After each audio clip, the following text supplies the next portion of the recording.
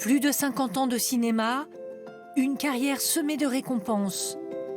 Nathalie Baye, une icône discrète du 7e art français, vient de s'éteindre. C'est par un petit rôle, mais dans la cour des grands, qu'elle fait ses premiers pas sur grand écran. On reprend aussitôt. 1974, la voilà aux côtés de François Truffaut en pleine gloire. Tout juste diplômée du conservatoire, elle incarne la script girl de la nuit américaine. Pour moi, le cinéma, c'était...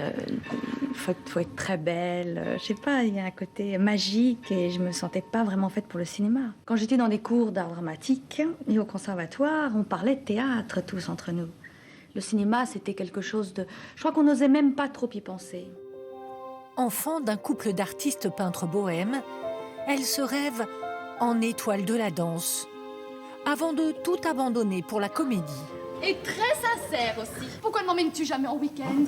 Ça ne te dirait rien? Tu n'as pas envie. Le théâtre l'aime espiègle, le cinéma plus dramatique. Un second rôle dans Sauf qui peut la vie de Jean-Luc Godard lui vaut son premier César. Maintenant, ça me fait chier. 2 ans plus tard, elle est sacrée meilleure actrice pour son interprétation d'une prostituée au grand cœur dans le film La Balance. À ses côtés, Philippe Léotard, son premier grand amour. Non, je t'aime. Je t'aime.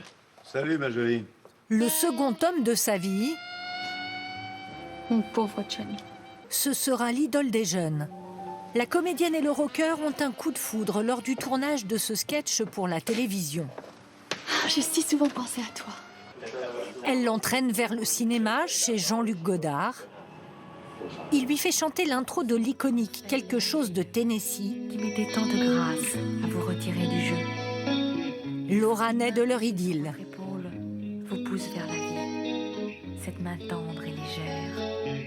Vous vouliez une fille, vous êtes content? Ah oui, je suis ravi. Je suis ravi, je ne pouvais pas m'y espérer.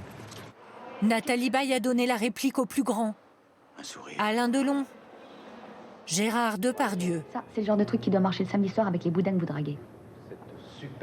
Après une petite éclipse, La peau vient d'entrer. c'est la réalisatrice Tony Marshall qui la remet sous les feux des projecteurs dans Vénus Beauté. Steven Spielberg choisit même la française pour incarner la mère de Leonardo DiCaprio dans Attrape-moi si tu peux. Je travaille à mi-temps à l'église maintenant. Dites-moi combien il doit et je vais rembourser. 1 300 000 $. Celle qui a toujours choisi les projets par coup de cœur remporte un 4e César pour son rôle de femme flic dans Le Petit Lieutenant. Pour toi, imbécile. Je voudrais dédier ce César aux actrices.